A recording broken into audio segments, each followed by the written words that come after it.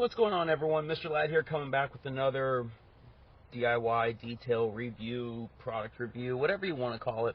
It's cool that I'm kind of getting back in the swing of things, trying to make more content. I missed making content. It's about a year and a half since I made some content. I just came out with the recent super clean video. Go check it out. But nonetheless, here we are back in the saddle, right? So with that being said, I'm working right now on a good friend of mine's Porsche 911, and he called me out because he spilled some food inside the perforated leather. And you know, these seats, although it's not hard to clean these Porsche seats, what happens is, with any perforated leather, stuff gets into the perforated holes. And so a lot of times people are like, well, how do you clean these seats? How do you do it without damaging it? Honestly, it's almost a no-brainer. With anything in life, you're only as good as your tools. And so I'm kind of want to take you through my process. We'll make this as quick as possible. First things first is you're going to need a cleaner of some sorts. I'm using Super Clean right here, and I have it diluted 5-to-1. Great product, it works good. It's a non-caustic, all-purpose cleaner. Very aggressive when it needs to be, but very safe when it needs to be as well. Great cleaner. I'm a huge fan of it. Of course, you need a standard microfiber towel, right? Next thing you're going to need is a leather upholstery brush. This is a boar's hair one. I bought it from a local detail supply store. It's probably about 15 bucks. Decent quality. The hairs don't come out of this thing. I'm not sure who makes it. It's kind of in an unnamed box. Nonetheless, I've used like the Chemical Guys ones. I'm not a big fan of them. If you like them, that's up to you, but I'm not a big fan of them. This one works very good. You're going to want some type of other, like almost like a toothbrush. You can actually use a toothbrush if you'd like. I like these double-sided detail brushes because it has the toothbrush side, and then it has a much smaller, much more aggressive aspect to it on the other side for some of these holes. It makes it very easy to use. And then, of course, you're going to need your vacuum. Two reasons why. You're going to want to go ahead and prep the area. You want to make sure there's no dust or dirt that can be picked up on, through a vacuum. You don't want to leave that there because it creates mud. And second off, you want to be able to sop up some of the liquid that might be inside of these perforated holes. And with the vacuum, I like to use this as a prep. Not for the post clean, but for the prep clean. These nozzles work very good on the dust, picking up dust. Is it the safest? No. Like, it will scratch infotainment screens, and it will scratch certain surfaces. But for leather, it's a no-brainer. I love it. So without further ado, forgive me if the wind is too much. You work with what you got outside in South Florida, right? So with that being said, I'm going to go ahead and I'm going to prep the area by simply just doing a quick vacuum with this nozzle. And this is going to make sure that the area is clean and prepped. Now, I'm going to try to do my best. Like I said, I'm working in a car, so see if maybe I can back you up a little bit. But, I'm kind of bound by space and everything. Maybe I'll lower the camera a little bit to see more of the bottom seat. I don't know if that's any better. Awkward camera angle of the day, right? Here we go.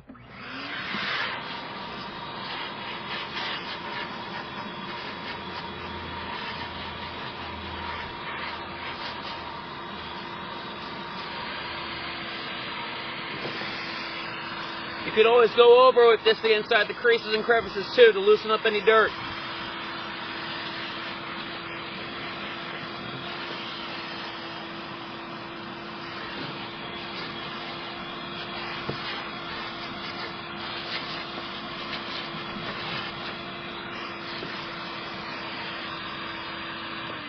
I'm just going to start with the lower portion of the seat first here. We don't have to do the whole seat on camera.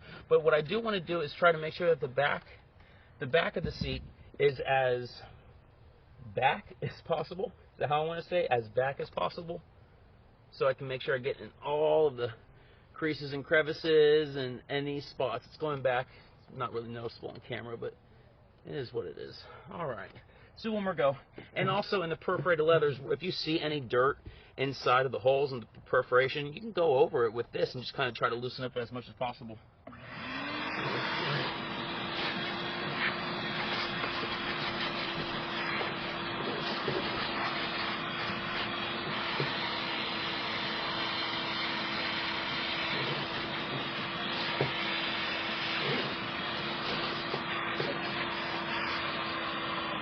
Alright, so now that we've got it kind of vacuumed up and everything, it's like, you know, brooming before you mop. You want to make sure you remove as much dust as possible, right? Don't want to create mud. So that being said, now what we want to do is clean the bottom portion of the seat. And so certain seats you do have to be careful. Super Clean 5-to-1 is aggressive, but it's not overly aggressive. So you can go at it one of two ways. You can either saturate the seat and go ahead and scrub there and mop up and soap up and everything and do that. You can do that if you want, or you can spray the brush directly and you can go ahead and clean wherever the brush touches.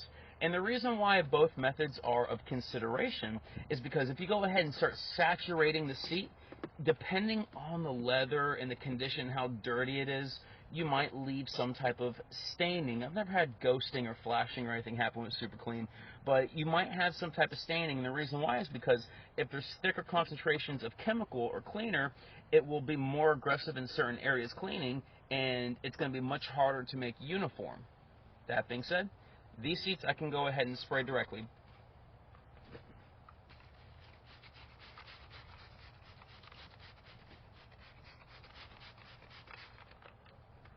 Of course, if you want to, you know, I'm not trying to get the top portion right now, so I can just wipe that off. I don't have to let it sit. I can just go ahead and get right to work.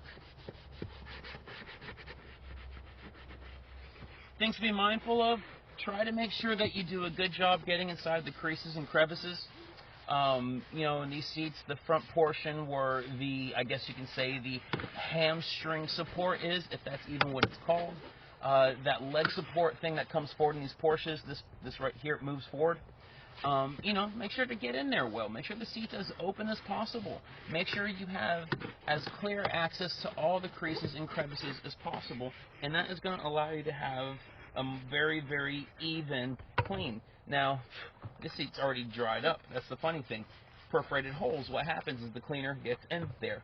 So, reintroduce the Super Clean. And then I'm just going to go ahead and wipe down. Honestly, it's a no-brainer. Really, really easy to do. Now, the dirt and the grime and all that stuff that was in the perforated holes, that was more so on the other seat. But for those of you who are, you know, concerned about, well, how do I clean the perforated holes? The cool thing about it is, well, with anything, you know, everything, you know, trial and error, you're going to have to see what method works for you. But I already did the driver's seat, and I got to tell you, it came up very, very well. And here was my method. I went ahead and I saturated the dirt that's inside the perforation. I saturated it with cleaner, and I took the boar's hair brush. The cup holder trying to open on my elbow here. I took the boar's hair brush and I went ahead and scrubbed it.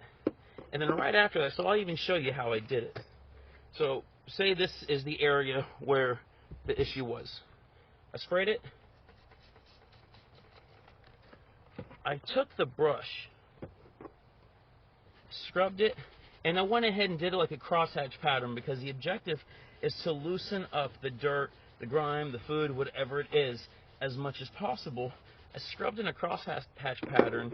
I sopped it up. So how did that come out? Okay, well, that lifted up a little bit of it, right? And then I resprayed the area, and I took my vacuum cleaner. And you can go ahead and do it with the nozzle attachment. You don't have to. But I took my vacuum cleaner, and I just vacuumed it up.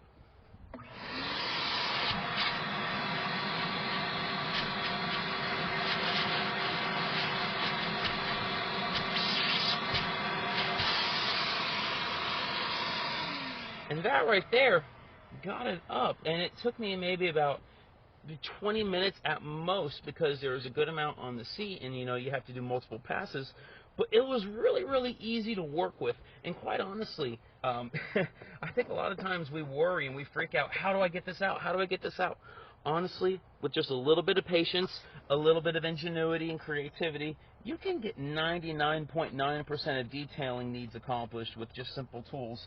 Once again, you are only as good as your tools, though. So with that being said, Mr. Ladd here signing out. Thanks again for tuning into the video. Once again, I use, on this video, Super Clean, a boar's hair brush. You're going to need a microfiber towel. I like to have the little detailers, double-sided toothbrushes. And then for your vacuum, dude, these nozzles are the bomb.com. I love them. I use them all the time. In every car I've ever worked in, I pretty much use one of these. But yeah, so once again, Mr. Live signing out. If you like this content, you like this video, go ahead and do me a favor. Click the subscription button, click the notification bell, wax the like button for the YouTube algorithm. Thank you so much. Have a wonderful day. Drop the stinking Boar's hair brush. I'm always dropping stuff.